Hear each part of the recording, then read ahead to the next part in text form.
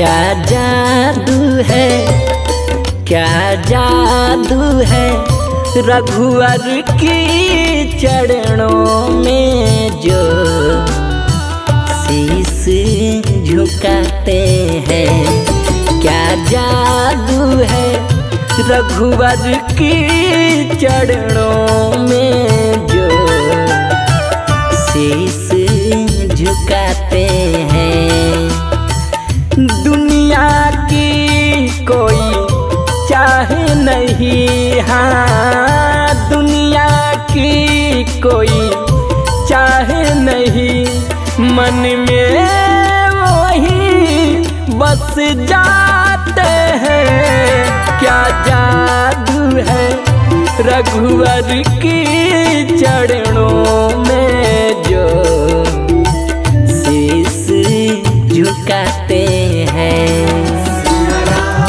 सिया राम बोलो जय सिया राम, सिया राम सिया राम बोलो जय सिया राम।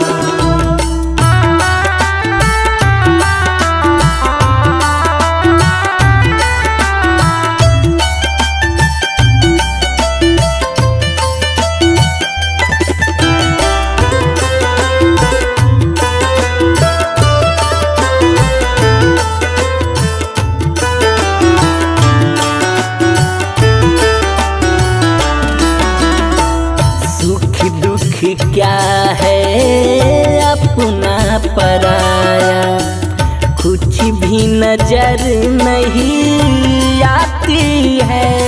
सिया राम बोलो जय सिया राम।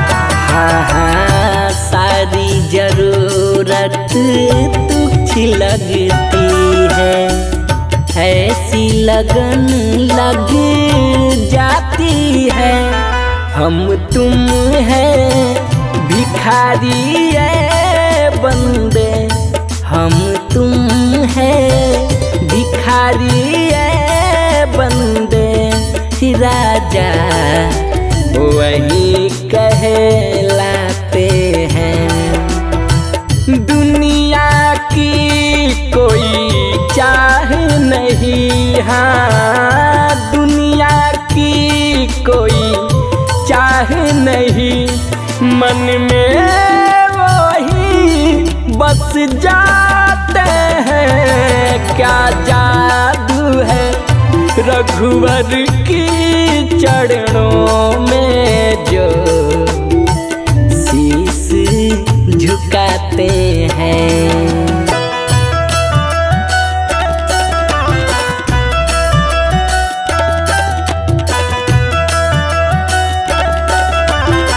Music by Manish Jaiswal.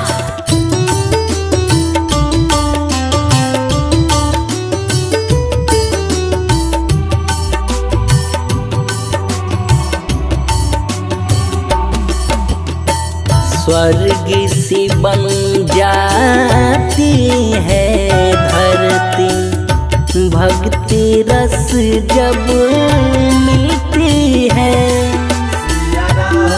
सिया राम बोलो जय सिया राम। हाँ हाँ इस जीवन की सुखी बगिया फूलों के जैसी खिलती है। मैं करने जो भी काम जाता, मैं करने जो भी काम जाता, मेरे राम नजर ही आते हैं। दुनिया की कोई चाहे नहीं, हाँ दुनिया की कोई चाहे नहीं, मन में वही बस जाते हैं। क्या जादू है रघुवर की चरणों